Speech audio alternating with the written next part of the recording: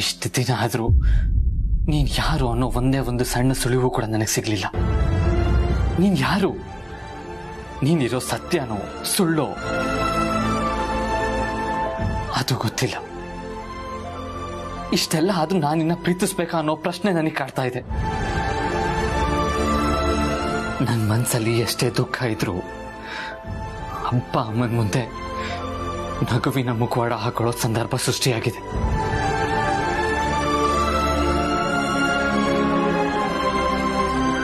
ಇಲ್ಲ, ಇನ್ಮೇಲೆ ನಾನು ಬದಲಾಗಲೇಬೇಕು.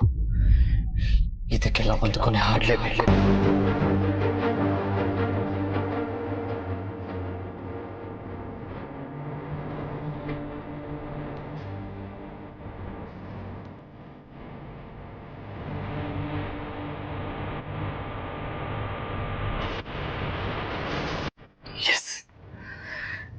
ನನಗಿದೆಲ್ಲದಕ್ಕೂ ಒಂದು ಸೊಲ್ಯೂಷನ್ ಸಿಕ್ತು.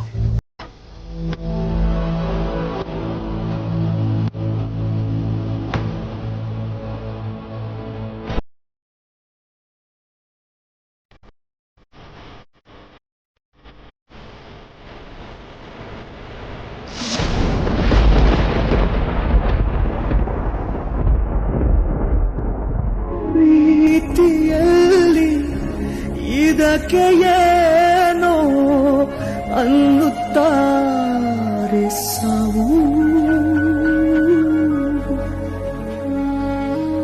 ಕಮ್ಮಣಿ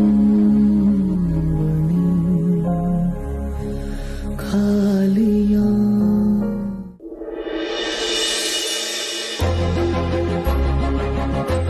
ನನ್ ಚಿತ್ರನ ಒಂದ್ ವೇಳೆ ಅವ್ರೇನಾದ್ರೂ ಬಿಡಿಸಿದ್ದಿದ್ರೆ ಅಖಿಲಮ್ಮ ನನ್ನ ಮನೆ ಸೊಸೆ ಅಂತ ಒಪ್ಕೊಂಡಿರೋರ?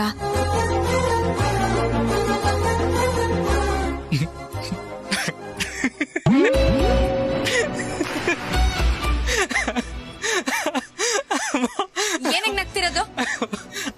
ಎಂತ ಮಾತೇಳ್ದೆ ಶ್ರೀಮತಿ? ಅಮ್ಮ ನಿನ್ನ ಸೊಸೆ ಆಗಿ ಒಪ್ಕೊಳ್ತಾರ? ಇಂಥ ಕನ್ಸನ ಕನ್ಸಲ್ಲೂ ಕಾಣ್ಬೇಡ. ಇದೇನಿದು? ಕನಸ್ ಕಾಣ್ಬೇಡ ಅಂತ ಹೇಳೋದನ್ನ ಕೇಳಿದೀನಿ, ಕನ್ಸಲ್ಲೂ ಕನ್ಸ್ ಕಾಣ್ಬೇಡ ಅನ್ನೋ ಮಾತನ್ನ ಮೊದ್ಲು ನಿಂಬಾಯಿಂದಾನೆ ಕೇಳ್ತಿರೋದು. ನಾವ್ ಏನೇ ಹೇಳಿದ್ರು ಸ್ಪೆಷಲ್ ಆಗೇ ಇರುತ್ತೆ. ಸಾರಿ, ಅಯ್ಯಯ್ಯೋ, ಕ್ಷಮೆ ಇರ್ಲಿ ಶ್ರೀಮತಿ. ಅಯ್ಯೋ, ನಿತ್ರ ನಾನು ಬರೀ ಕನ್ನಡದಲ್ಲೇ ಮಾತಾಡ್ತೀನಿ ಅಂತ ಹೇಳಿದ್ನಲ್ಲ, ಹಾಳಾದ್ ಮನ್ಸು ಮರ್ತೇ ಹೋಗುತ್ತೆ. ಮರಿತೀರಾ ಕೊನೆಗೊಂದಿನ ನನ್ನನ್ನು ಮರ್ತೋಗ್ತೀರಾ. ಅಯ್ಯೋ, ಎಲ್ಲಾದ್ರೂ ಉಂಟಾ? ನನ್ನ ಶ್ರೀಮತಿನ ನಾನ್ ಮರೆಯೋದುಂಟಾ? ಖಂಡಿತ ಇಲ್ಲ. ಸುಮ್ನೆ ಹೋಗಿ ಮಾತಾಡ್ಸ್ಬೇಡಿ. ಯಾಕೆ ಶ್ರೀಮತಿ ನನ್ ಮೇಲೆ ಕೋಪ? ಮತ್ತೆ ಅದ್ಯಾಕ್ ಹಾಗಂದ್ರಿ? ಏನಂತ? ಅದೇ ಅಖಿಲಮ್ಮ ನನ್ನ ಸೊಸೆಯಾಗಿ ಒಪ್ಕೊಳ್ಳಲ್ಲ ಅಂತ. ಹಾಗಾದ್ರೆ ಅವ್ರು ನಿನ್ನ ಒಪ್ಕೊಳ್ತಾರೆ ಅಂತ ನಂಬಿಕೆ ಇದೆಯಾ?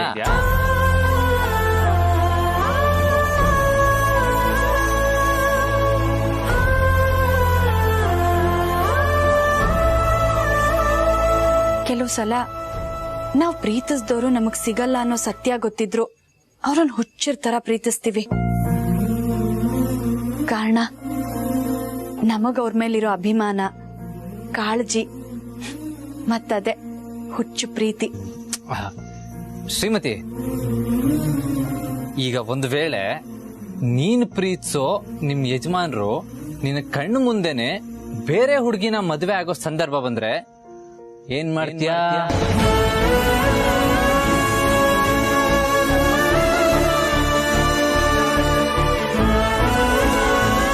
ಬಿಟ್ಕೊಟ್ಬಿಡ್ತೀಯಾ? ಯಜಮಾನ್ರನ್ ಬಿಟ್ಕೊಟ್ರು ನನ್ ಪ್ರೀತಿನ ಬಿಟ್ಕೊಡೋದಿಲ್ಲ. ಅವ್ರ ಮೇಲಿರೋ ಪ್ರೀತಿ ಶಾಶ್ವತವಾಗಿ ನನ್ ಜೊತೆನೆ ಇರುತ್ತೆ. ಎಲ್ಲಿವರೆಗೂ ನಾನು ಅವ್ರನ್ನ ಪರಿಶುದ್ಧವಾಗಿ ಪ್ರೀತಿಸ್ತಿರ್ತೀನೋ ಅಲ್ಲಿವರೆಗೂ ನನ್ ಪ್ರೀತಿ ಪರಿಶುದ್ಧವಾಗೇ ಇರುತ್ತೆ. ನಿಜ ಹೇಳ್ಬೇಕು ಅಂದ್ರೆ ನೀನೊಂಥರ ತ್ಯಾಗಮಯಿ ಅನ್ನು. ಪ್ರೀತಿಗೆ ಇನ್ನೊಂದ್ ಹೆಸರೇ ತ್ಯಾಗ ಅಲ್ವಾ? ಎಲ್ರಿಗೂ ಎಲ್ರೂ ಸಿಗಲ್ಲ ಯಜಮಾನ್ರೆ. ಬಿಟ್ಕೊಡೋದ್ರಲ್ಲೂ ಕಹಿಯಾದ ಸುಖ ಇದೆ. ಏನ್ ಹೇಳ್ತಾ ಇದ್ದೀರಾ ಜನನಿಯವ್ರೆ? ಯಜಮಾನ್ರು ಅವ್ರ ಪ್ರೀತಿಯ ಕಣ್ಣಿನ ಚಿತ್ರನ ಬದಲಾಯಿಸ್ತಾ ಇದಾರ? ನನಗಂತೂ ಇದನ್ನ ನಂಬಕ್ಕೆ ಆಗ್ತಾ ಇಲ್ಲ ಜನನಿ ಅವರೇ. ನಮಗೂ ಅಷ್ಟೆ. ಅವ್ರ ನಿರ್ಧಾರನ ನಮ್ಮಿಂದ ನಂಬೋದಕ್ಕೆ ಆಗ್ತಿಲ್ಲ.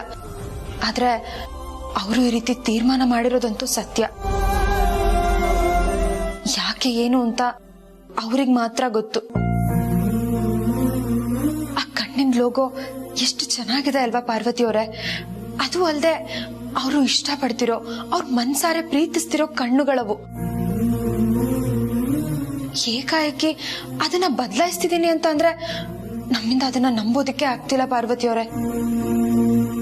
ನನಗೆ ಕಣ್ಣಿನ ಹುಡುಗಿ ಕಂಡ್ರೆ ತುಂಬಾ ತುಂಬಾ ತುಂಬಾ ತುಂಬಾ ತುಂಬಾ ಇಷ್ಟ. ಹುಚ್ಚಿನ ತರ ಪ್ರೀತಿಸ್ತೀನಿ.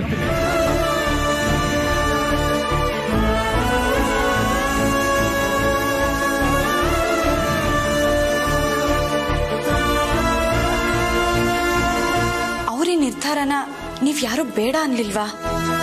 ಹೇಳಿದ್ವಿ ಪಾರ್ವತಿ ಅವರೇ, ಆದ್ರೆ ಅವ್ರು ಯಾರ ಮಾತನ್ನು ಕೇಳೋ ಮನಸ್ಥಿತಿಯಲ್ಲಿ ಇರ್ಲಿಲ್ಲ.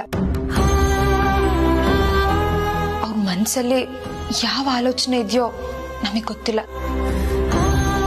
ಅಷ್ಟಕ್ಕೂ ಈ ತೀರ್ಮಾನ ಅವರಿಗೆ ಖುಷಿ ಕೊಟ್ಟಿದೆ ಅನ್ನೋದನ್ನ ನಂಬೋದು ಕಷ್ಟನೇ. ಅಖಿಲಮ್ಮ ಇದಕ್ಕೇನಂದ್ರು? ಪಾಪ ಅತ್ತೆ ಏನು ಮಾತಾಡ್ಲಿಲ್ಲ.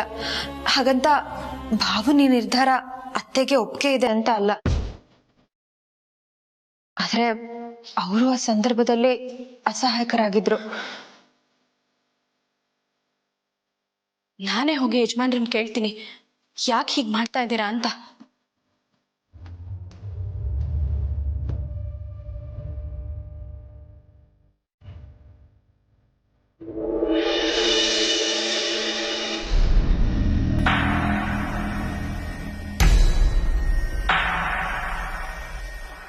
ಆದಿತ್ಯ ಕಣ್ಣಿನ ಲೋಗೋ ಚೇಂಜ್ ಮಾಡ್ತಾನೆ ಅಂದ್ರೆ ನಂಗ್ ನಂಬಕ್ಕೆ ಆಗ್ತಿಲ್ಲ ಅತ್ತೆ.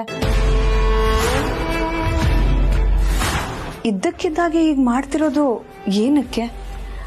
ನೀವು ನಿರ್ಧಾರನ ಬೇಡ ಅನ್ಬೇಕಿತ್ತು ಅತ್ತೆ. ಅನುಷ್ಕಾ ಹೇಳ್ತಿರೋದು ಸರಿಯಾಗಿದೆ. ಅಲ್ಲ ಅಖಿಲ, ಅವ್ನು ಹಾಗೆ ಹೇಳಿದಾಗ ನೀನು ಯಾಕೆ ಏನು ಮಾತಾಡಿಲ್ಲ? ಬೇಡ ಅಂತ ಹೇಳ್ಬೋದಿತ್ತಲ್ವಾ? ಅವ್ನು ಯಾವಾಗ್ಲೂ ಏನೇ ಕೆಲಸ ಶುರು ಮಾಡಕ್ ಮುಂಚೆ ಇದನ್ ಮಾಡ್ಲಾ, ಇದನ್ ಹೀಗ್ ಮಾಡ್ಲಾ, ಹಾಗ್ ಮಾಡ್ಲಾ ಅಂತ ನಿನ್ನ ಹತ್ರ ಕೇಳ್ತಾ ಇದ್ದವನು ಈಗ ಸ್ವತಂತ್ರವಾಗಿ ತಪ್ಪು ನಿರ್ಧಾರ ತಗೋತಾ ಇದ್ದಾನೆ. ಇದು ನಿನಗೆ ಇಷ್ಟ ಆಗಿದೆಯಲ್ವೋ ತಿಳ್ಕೊಳ್ಳೋ ಪ್ರಯತ್ನ ನಾನು ಮಾಡ್ತಿಲ್ಲ. ಆದ್ರೆ ಯಾಕೋ ಇದು ನನಗೆ ಸರಿ ಅನಿಸ್ತಾ ಇಲ್ಲ. ಅವನು ಯಾಕೆ ಈ ರೀತಿ ನಿರ್ಧಾರ ತಗೊಂಡಿದ್ದಾನೆ ಅಂತ ನಿಮಗೂ ಗೊತ್ತು, ನನಗೂ ಗೊತ್ತು. ಹಾಗಿರುವಾಗ ನಾನು ಹೇಗೆ ಅವನ ನಿರ್ಧಾರಕ್ಕೆ ಬೇಡ ಅಂತ ಹೇಳಿ, ಹೇಗೆ ಅವನನ್ನ ತಡೀಲಿ? ಆದಿ ತನ್ನ ಮನಸ್ಸಿನಲ್ಲೇ ಆ ಕಣ್ಣಿನ ಲೋಗೋದ ಹುಡುಗಿನ ಇಷ್ಟಪಡ್ತಾ ಇದ್ರು ನನಗ್ ಬೇಜಾರಾಗಬಾರ್ದು ಅಂತ ನಿನ್ನನ್ ಮದುವೆ ಮಾಡ್ಕೊಳಕ್ಕೆ ಒಪ್ಕೊಂಡಿದ್ದಾನೆ. ಈಗ ಅವನು ಆ ಲೋಗೋನ ಬದಲಾಯಿಸ್ತೀನಿ ಅಂತ ಹೊರಟಿರುವಾಗ ನಾನು ನನ್ನ ಪ್ರಶ್ನೆ ಮಾಡೋದು ಸರಿನಾ? ಅವನಿಗೆ ಇದ್ದಿದ್ದು ಮನ್ಸಿಗೆ ಬೇಜಾರಾಗಲ್ವಾ?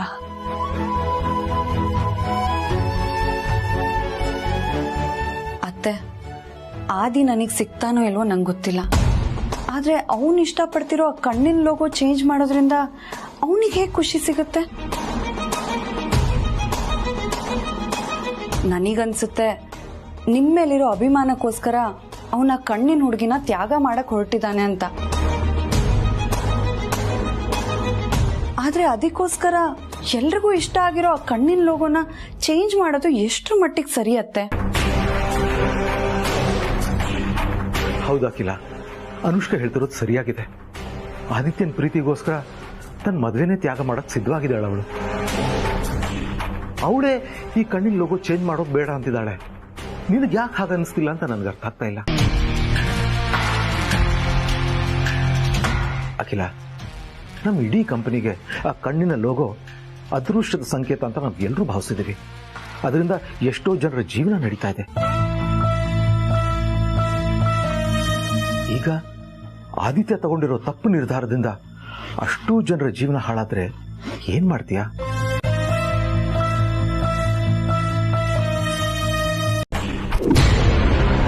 ನನಗೆ ಯಾವ ಡಿಸೈನು ಇಷ್ಟ ಆಗ್ಲಿಲ್ಲ. ನನಗ್ ಮಾತ್ರ ಅಲ್ಲ, ಯಾರಿಗೂ ಇಷ್ಟ ಆಗ್ಲಿಲ್ಲ, ಆಗೋದು ಇಲ್ಲ.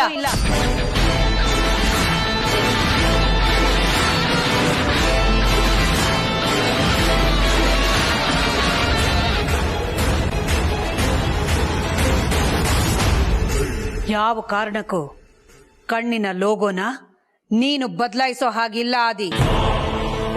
ಯಾಕಮ್ಮ? ಯಾಕೆ ಅಂತ ಪ್ರಶ್ನೆ ಮಾಡೋ ಅಧಿಕಾರ ನಿನಗಿದೆ, ಆದ್ರೆ ಲೋಗೋ ಬದಲಾಯಿಸೋ ಅಧಿಕಾರ ನಿನಗಿಲ್ಲ. ಆ ಕಣ್ಣಿನ ಲೋಗೋ ನಮ್ಮ ಕಂಪನಿಗೆ ಬಂದ ಮೇಲೆ ಲಾಸ್ ಅಲ್ಲಿದ್ದ ನಮ್ಮ ಕಂಪನಿ ಪ್ರಾಫಿಟ್ ಕಡೆಗೆ ಸಾಗಿದೆ. ಸಾವಿರಾರು ಜನಕ್ಕೆ ಸಂಜೀವಿನಿ ಆಗಿದೆ. ಈಗ ಈ ಲೋಗೋನ ಬದಲಾಯಿಸೋದ್ರಲ್ಲಿ ಯಾವ ಅರ್ಥನೂ ಇಲ್ಲ. ಹಾಗಾಗಿ ಕಣ್ಣಿನ ಲೋಗೋನ ಬದಲಾವಣೆ ಮಾಡೋ ವಿಚಾರನ ನಿನ್ನ ಮನಸ್ಸಿಂದ ತೆಗೆದುಹಾಕು.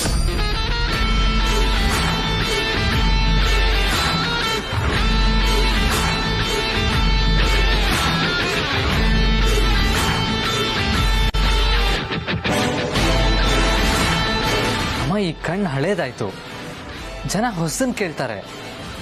ನಮ್ ಲೋಗೋ ಡಿಸೈನ್ ಮಾಡರ್ನ್ ಆದಷ್ಟು ಜನ ಬೇಗ ಅಟ್ರಾಕ್ಟ್ ಆಗ್ತಾರೆ. ಕಣ್ಣಿನ ಲೋಗೋ ಬದಲಾಯಿಸಿದ ತಕ್ಷಣ ಅದನ್ನ ಜನ ಇಷ್ಟಪಡ್ತಾರೆ ಅನ್ನೋದು ಸುಳ್ಳು. 1947ನೇ ಇಸ್ವಿಲಿ ನಮ್ಮ ದೇಶದಲ್ಲಿ ಒಂದು ಬಿಸ್ಕೆಟ್ ಲಾಂಚ್ ಆಯಿತು. 70 ವರ್ಷಗಳಿಗೂ ಹೆಚ್ಚು ಕಾಲ ಅದು ಜನಪ್ರಿಯ ಬಿಸ್ಕೆಟ್ ಆಗಿ ಇವತ್ತಿಗೂ ಬಾಳಿಕೆಯಲ್ಲಿ ಇದೆ. 70ಕ್ಕೂ ಹೆಚ್ಚು ವರ್ಷಗಳ ಕಾಲ ಅದು ತನ್ನ ಜನಪ್ರಿಯತೆಯನ್ನ ಇನ್ನೂ ಉಳಿಸ್ಕೊಂಡಿದೆ. ಇವತ್ತಿಗೂ ಆ ಬಿಸ್ಕೆಟ್ ಪ್ಯಾಕೆಟ್ ಮೇಲೆ ಅವರ ಕಂಪನಿಯ ಲೋಗೋ ಹಾಗೇ ಇದೆ. ಹಾಗಂತ ಜನ ಅದನ್ನ ತಗೋತಾ ಇಲ್ವಾ, ತಿಂತಾ ಇಲ್ವಾ, ಇಷ್ಟಪಡ್ತಾ ಇಲ್ವಾ? ಬದಲಾಯಿಸಬೇಕಾಗಿರೋದು ನಮ್ಮ ಮನಸ್ಥಿತಿನ, ಚಿತ್ರನ ಅಲ್ಲ. ಅಮ್ಮ, ನೀವ್ ಹೇಳೋದೇನೋ ನಿಜ, ಆದ್ರೆ ನಾನೇನ್ ಅನ್ಕೊಂಡಿದೀನಿ ಅಂದ್ರೆ ಮಾತ್ ಸಾಕು ಆದಿ. ಈ ಕಂಪನಿಯ ಪ್ರೊಪ್ರೈಟರ್ ಆಗಿ ಹೇಳ್ತಾ ಇದ್ದೀನಿ, ಕಣ್ಣಿನ ಲೋಗೋನ ಯಾವ ಕಾರಣಕ್ಕೂ ಬದಲಾಯಿಸೋ ಹಾಗಿಲ್ಲ. ಇದು ನನ್ನ ಆರ್ಡರ್ ಆದಿ.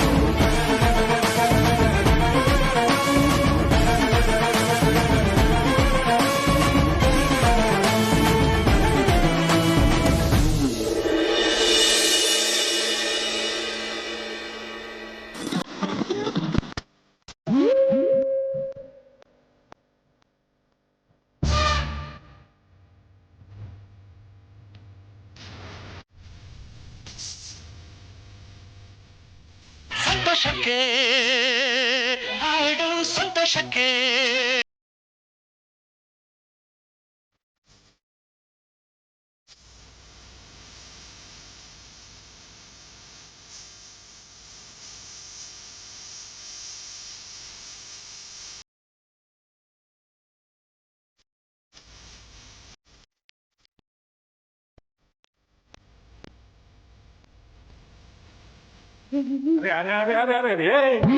ಏನಿದೆ ಇಷ್ಟೊಂದು ಸಂತೋಷ ಕೊಂಡಾಡ್ತಿದ್ದೀರಲ್ಲ?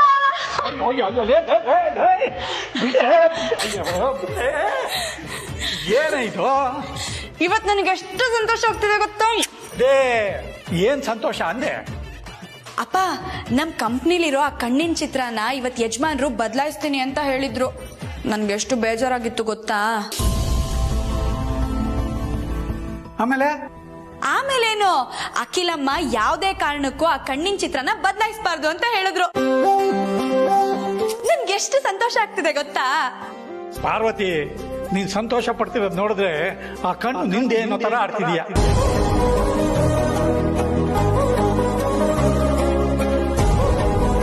ಅದ್ಯಾವ್ದು ಖುಷಿ ಪಡ್ತೀಯೋ ಅದ್ಯಾವ್ದು ದುಃಖ ಪಡ್ತೀಯೋ ಒಂದು ಅರ್ಥ ಆಗಲ್ಲ ಚುಡುಗೆ.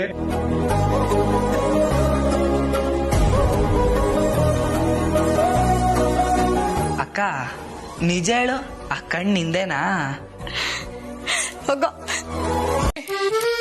ಪಾರ್ವತಿ, ಏನ್ ಪಾರ್ವತಿ, ಕಾಫಿಗೆ ಸಕ್ಕರೆನೇ ಹಾಕಿಲ್ಲ?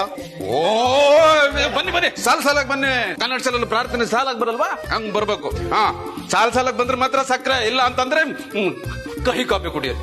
ಹಾ, ಬನ್ನಿ ಬನ್ನಿ ಬನ್ನಿ, ಬೇಗ ಬೇಗ. ಓ ಸಕ್ಕರೆ.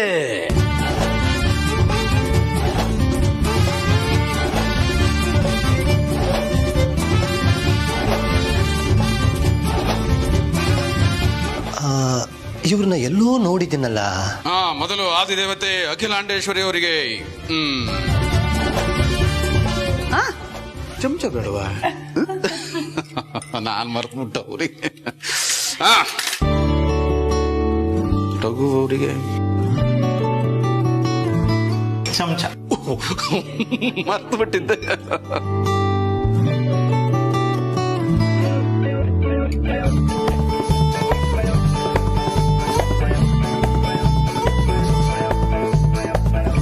ನಮ್ ಮೊದಲನೇ ಮಗ Aditya.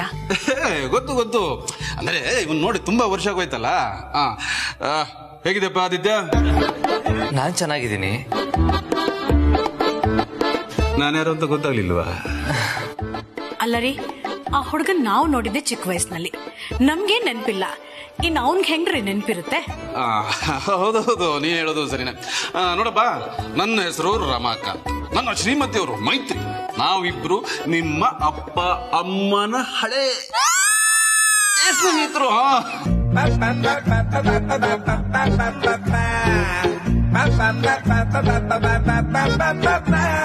Hi uncle. Hi aunty.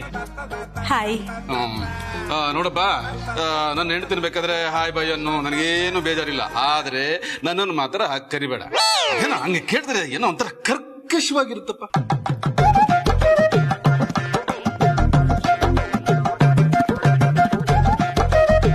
ಈಗ ಯಾರಾದ್ರೂ ಬಂದ್ರೆ ಹಾಯ್ ಅಂತ ಇಂಗ್ಲಿಷ್ ನಲ್ಲಿ ಹೇಳೋ ಬದಲು ಕನ್ನಡದಲ್ಲಿ ಚೆನ್ನಾಗಿದ್ದೀರಾ ಅಂತ ಹೇಳಿದ್ರೆ ಹೇಗಿರುತ್ತೆ? ಈಗ ಯಾರಾದ್ರೂ ಹೊರಟ್ರೆ ಬಾಯ್ ಅಂತ ಇಂಗ್ಲಿಷ್ ನಲ್ಲಿ ಹೇಳೋ ಬದಲು ಹೋಗಿ ಬರ್ತೀರಾ ಅಂತ ಹೇಳಿದ್ರೆ ಕನ್ನಡದಲ್ಲಿ ಆ ಶಬ್ದನ ಕೇಳಿಸ್ಕೊಳ್ಳೋದಕ್ಕೆ ಎಷ್ಟೊಂದು ಖುಷಿ ಆಗುತ್ತೆ ಗೊತ್ತಾ, ಸಂತೋಷ ಆಗುತ್ತೆ. ಅದೇ ಕಣ ನಮ್ಮ ಮಾತೃ ಭಾಷೆ ಕನ್ನಡದ ಗಮ್ಮತ್ತು, ಗೈರತ್ತು, ತಾಕತ್ತು. ಇನ್ಮೇಲೆ ಹಾಗೆ ಕರಿತೀನಿ. ಸಂತೋಷ ಕಣಪ್ಪ. ಮೊದಲನೆಯ ಚಮಚ, ಎರಡನೆಯ ಚಮಚ. ನೀನು ಯಾವಾಗ್ಲೂ ಕಾಫಿಗೆ 2 ಚಮಚ ಸಕ್ಕರೆ ತಾನೆ ಹಾಕೊಳ್ಳೋದು? ಹೇಗ್ ಗೊತ್ತಾಯ್ತು ಅಂತನಾ ಆ ಹುಡುಗಿ ಹೇಳಿದ್ದು.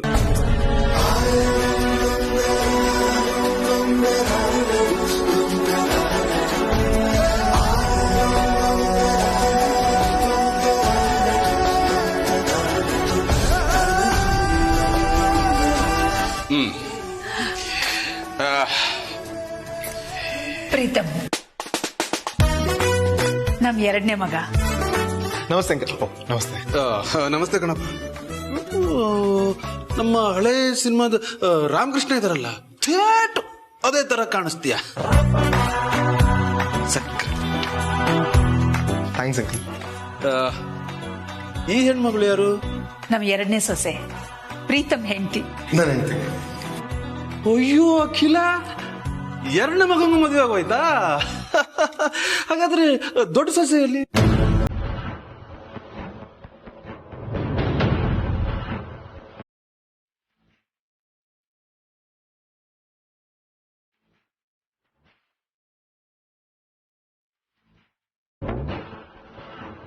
ಆದಿಗೆ ಇನ್ನೂ ಮದುವೆ ಆಗಿಲ್ಲ. ಅಯ್ಯ, ಮೊದಲನೇ ಮಗನ ಮದುವೆಗಿಂತ ಮೊದಲು ಎರಡನೇ ಮಗನ ಮದುವೆ. ನಮ್ ಕಾಲದಲ್ಲೆಲ್ಲ ಹೀಗಿರಲಿಲ್ಲ. ಮೊದಲು ದೊಡ್ಡವ್ರ ಮದುವೆ ಆಗ್ತಿತ್ತು. ಈಗಿನ ಕಾಲದವರ ಆಲೋಚನೆಗಳೇ ವಿಭಿನ್ನವಾಗಿರುತ್ತೆ. ಆದ್ರೂ ನಿನ್ ಸೊಸೆ ತುಂಬಾ ಮುದ್ದಾಗಿದ್ದಾಳೆ. ಏನಮ್ಮ ಪುಟ್ಟಿ ನಿನ್ನ ಹೆಸರು? ಜನನಿ. ಜನನಿ ತುಂಬಾ ಮುದ್ದಾಗಿದೆ. ಜನನಿ ಜನ್ಮಭೂಮಿ.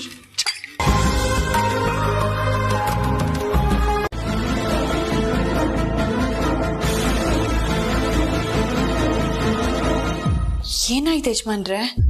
ನಾನ್ ಕಣ್ಣಿನ ಹುಡುಗಿ ಪ್ರೀತಿಸ್ತಾ ಇರೋ ವಿಷಯನ ಅಮ್ಮಂಗ್ ನೀನ್ ಹೇಳ್ತೀಯಾ?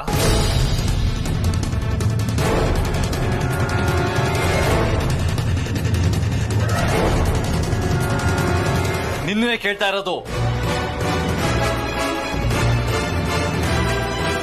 ಅಮ್ಮಂಗೆ ಈ ವಿಷಯನ ನೀನ್ ಹೇಳ್ದ್ಯಾ? ನಾನ್ ಯಾಕೆ ಹೇಳಿ ಯಜಮಾನ್ರೆ? ನಾನು ಹೇಳಲಿಲ್ಲ. ನೀನೇ ಹೇಳಿರ್ತ್ಯಾ. ಅಮ್ಮ ದೇವ್ರು ಅವ್ರ ಮುಂದೆ ಯಾವ ವಿಷಯನೂ ಮುಚ್ಚಿಡಬಾರ್ದು, ಹಾಗೇನಾದ್ರೂ ಮಾಡಿದ್ರೆ ನನಗ್ ನಾನೇ ಮೋಸ ಮಾಡ್ಕೊಂಡಾಗತ್ತೆ ಅಂತ ಎಲ್ಲಾ ವಿಷಯನೂ ಹೇಳಿರ್ತ್ಯಾ. ಹೇಳು, ಯಾಕೆ ಹೇಳ್ದೆ? ನನ್ನ ಅಮ್ಮನ ಸಂಬಂಧ ಚೆನ್ನಾಗಿರೋದು ನಿಮ್ಗೆ ಯಾರಿಗೂ ಇಷ್ಟ ಇಲ್ವಾ? ಅಥವಾ ಅಮ್ಮ ನನ್ನ ಮಾತಾಡ್ಸಬಾರ್ದು ಅಂತ ನೀವೆಲ್ಲ ಬಯಸ್ತಾ ಇದ್ದೀರಾ? ಅಯ್ಯೋ, ನೀವ್ ಅನ್ಕೊಂಡಿರೋ ತರ ಇಲ್ಲಿ ಯಾರು ಬಯಸೋದಿಲ್ಲ ಯಜಮಾನ್ರೆ. ನೀವು ಅಮ್ಮ ಯಾವಾಗ್ಲೂ ಚೆನ್ನಾಗಿರ್ಬೇಕು ಅಂತ ಬಯಸ್ತೀವಿ ಹೊರತು ನಿಮ್ಮಿಬ್ರ ಮಧ್ಯೆ ಹುಳಿ ಹಿಂಡೋ ಕೆಲ್ಸನ ಇಲ್ಲಿ ಯಾರು ಮಾಡೋದಿಲ್ಲ. ಹಾಗೆ ನಿಮ್ ಪ್ರೀತಿ ವಿಚಾರನ ನಾನಂತೂ ಅಮ್ಮಂಗ್ ಹೇಳಲಿಲ್ಲ, ಹೇಳೋದು ಇಲ್ಲ ಯಜಮಾನ್ರೆ. ಹಾಗಾದ್ರೆ ರಮಾಕಾಂತ್ ಅಂಕಲ್ ನನ್ನ ಮದುವೆ ವಿಷಯ ಬಗ್ಗೆ ಮಾತಾಡಿದಾಗ ಅಮ್ಮ ಯಾಕೆ ಸೈಲೆಂಟ್ ಆಗಿದ್ರು? ಅವತ್ತು ಕಣ್ಣಿನ ಹುಡುಗಿ ಜಾಗದಲ್ಲಿ ಬಂದು ನಿಂತಿದ್ದು ನೀನು. ನಾನ್ ಕಣ್ಣಿನ ಹುಡುಗಿನ ಪ್ರೀತಿಸ್ತಾ ಇರೋ ವಿಷಯ ನಿನಗೂ ಗೊತ್ತು. ನೀನೇ ಯಾಕೆ ಈ ವಿಷಯ ಅಮ್ಮಂಗೆ ಹೇಳಿರ್ಬಾರ್ದು? ಬ್ರೋ ಏನ್ ಹೇಳ್ತಾ ಇದ್ಯಾ? ನಿನ್ ಪ್ರೀತಿ ವಿಚಾರನ ಪಾರ್ವತಿ ಮಾಮ್ಗೆ ಹೇಳ್ತಾಳೆ. ನೀನ್ ಸುಮ್ನೆ ನಿನ್ ವಿಚಾರದಲ್ಲಿ ಪಾರ್ವತಿ ನಡೀತಾ ಇದ್ಯಾ? ಏನು ಪಾರ್ವತಿಗೆ ಸಪೋರ್ಟ್ ಮಾಡಕ್ ಬಂದ್ಬಿಟ್ಯಾ? ಹೌದು ಬ್ರೋ, ತಪ್ಪು ಮಾಡದಿರೋ ಅಮಾಯಕ ಹುಡುಗಿ ನಿಲ್ಸ್ಕೊಂಡ್ ಬೈತಿದ್ಯಲ್ಲ, ನಿಂಗೆ ಏನ್ ಹೇಳ್ಬೇಕು? ಯಾಕೆ ನಿಂಗೆ ಪಾರ್ವತಿ ಮೇಲೆ ಅಷ್ಟು ನಂಬಿಕೆ ಅಲ್ವಾ? ಇಲ್ಲ ಇಲ್ಲ, ನನಗೆ ಯಾರ ಮೇಲೂ ನಂಬಿಕೆ ಇಲ್ಲ. ನನಗೆ ಎಲ್ಲರ ಮೇಲೂ ಅನುಮಾನ ಬರ್ತಾ ಇದೆ. ಅಮ್ಮ ನನ್ನ ಜೊತೆ ಮೊದ್ಲಿನ ತರ ಮಾತಾಡ್ತಾ ಇಲ್ಲ, ಮೊದ್ಲಿನ ತರ ಕ್ಲೋಸ್ ಆಗಿಲ್ಲ. ಯಾಕೆ? ಯಾಕೆ ಅಂದ್ರೆ ಅದು ನೀನ್ ಮಾಡ್ಕೊಂಡ್ರೆ ತಪ್ಪು. ಅದಕ್ಕೆ ಯಾಕೆ ಬೇರೆಯವ್ರು ಹೊಣೆ ಮಾಡ್ತೀಯಾ? ಏನಿನ್ ಮಾತಿನ ಅರ್ಥ? ಅಮ್ಮ ನನ್ನ ಹತ್ರ ಸರಿಯಾಗಿ ಮಾತಾಡದೇ ಇರೋದಕ್ಕೆ ನಾನ್ ಹೇಗ್ ಕಾರಣ ಆಗ್ತೀನಿ? ಯಾಕೆಂದ್ರೆ ಹುಡುಗಿ ಬಗ್ಗೆ ತಲೆ ಕೆಡಿಸ್ಕೊಂಡು ನೀನ್ ಡಲ್ ಆಗಿದ್ಯಾ. ಮಾಮ್ ಹತ್ರ ನೀನು ಮೊದ್ಲಿನ ತರ ನಗ್ನಗ್ತಾ ಮಾತಾಡ್ತಿಲ್ಲ, ಬೆರಿತಿಲ್ಲ. ಅವರಲ್ಲ. ಮದ್ವೆ ಹತ್ರ ಬಂದಿರೋ ಟೈಮಲ್ಲಿ ಮಗನ ಮುಖದ ಮೇಲೆ ನಗುವಿನ ಕಳೆ ಇಲ್ಲ ಅಂದ್ರೆ ಯಾವ ತಂದೆ ತಾಯಿಗಾದ್ರೂ ಬೇಜಾರಾಗಲ್ವಾ? ಈ ವಿಷಯದಲ್ಲಿ ನೀನ್ ಅವಳಿಗೆ ಬೈದಿರೋದು ತಪ್ಪು ಬ್ರೋ. ಹಾಗಾದ್ರೆ ಅಮ್ಮಂಗೆ ಈ ವಿಷಯ ನೀನ್ ಹೇಳ್ತೀಯಾ? ನಾನ್ ಯಾಕೆ ಹೇಳಿ ಬ್ರೋ? ಮಾಮ್ ನಿನ್ನ ಹತ್ರ ಮೊದ್ಲಿನ ತರ ಚೆನ್ನಾಗಿ ಮಾತಾಡ್ತಿಲ್ಲ ಅಂತ ನಮ್ಮಲ್ಲಿ ಅನುಮಾನ ಪಟ್ರೆ ಏನು ಪ್ರಯೋಜನ ಇಲ್ಲ ಬ್ರೋ. ನಿನ್ನ ಪ್ರಶ್ನೆಗೆ, ನಿನ್ನ ಅನುಮಾನಕ್ಕೆ ಉತ್ತರ ಕಂಡುಕೋಬೇಕಾಗಿರೋದು ನೀನು. ನಿನ್ ಪ್ರೀತಿ ಬಗ್ಗೆ, ನಿನ್ ಮದುವೆ ಬಗ್ಗೆ ಮಾಮ್ ಹತ್ರ ಮಾತಾಡಬೇಕಾಗಿರೋದು ನೀನು. ನಿನ್ ಮನ್ಸಲ್ಲಿರೋ ವಿಷಯನ ಹೇಳ್ದೆ ಒಬ್ನೇ ಕೊರಗ್ತಾ ಯಾಕೆ ಒದ್ದಾಡ್ತಿದ್ದ ಅನ್ನೋ ಪ್ರಶ್ನೆಗೆ ಉತ್ತರ ಹುಡ್ಕೋಬೇಕಾಗಿರೋದು ನೀನೇ.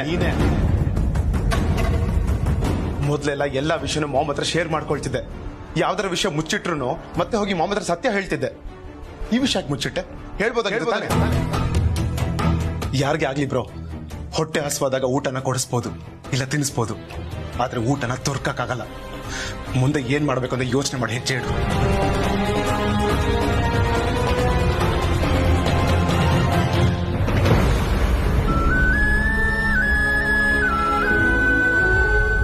ನನ್ನನ್ನು ಕ್ಷಮಿಸ್ಬಿಡು ಪಾರ್ವತಿ. ನೀನೇನು ಅಂತ ಗೊತ್ತಿತ್ತು, ನಿನ್ ಮೇಲೆ ಅನುಮಾನ ಪಟ್ಬಿಟ್ಟೆ. ಪರವಾಗಿಲ್ಲ ಯಜಮಾನ್ರೆ, ಹೆತ್ತ ತಾಯಿ ಕೂಡ ತನ್ನ ಮಕ್ಕಳ ಮೇಲೆ ಅನುಮಾನ ಪಡ್ತಾಳೆ. ಹಾಗಂತ ಹೇಳಿ ಆ ತಾಯಿಗೆ ಮಕ್ಕಳ ಮೇಲೆ ಪ್ರೀತಿ ಇಲ್ಲ ಅಂತ ಅರ್ಥ ಅಲ್ಲ. ನೀವು ಕೂಡ ನನ್ನ ಮೇಲೆ ಅನುಮಾನ ಪಟ್ರಿ, ನನಗೇನು ಬೇಜಾರಿಲ್ಲ. ಒಂದಂತೂ ನಿಜ ಯಜಮಾನ್ರೆ, ನನ್ ಕೊನೆ ಉಸಿರಿರೋವರೆಗೂ ನಿಮಗ್ ಒಳ್ಳೇದಾಗ್ಲಿ ಅಂತ ಬಯಸ್ತೀನಿ ಹೊರತು ಕೆಟ್ಟದಾಗ್ಲಿ ಅಂತ ನನ್ ಕನ್ಸಲ್ಲೂ ಬಯಸೋದಿಲ್ಲ.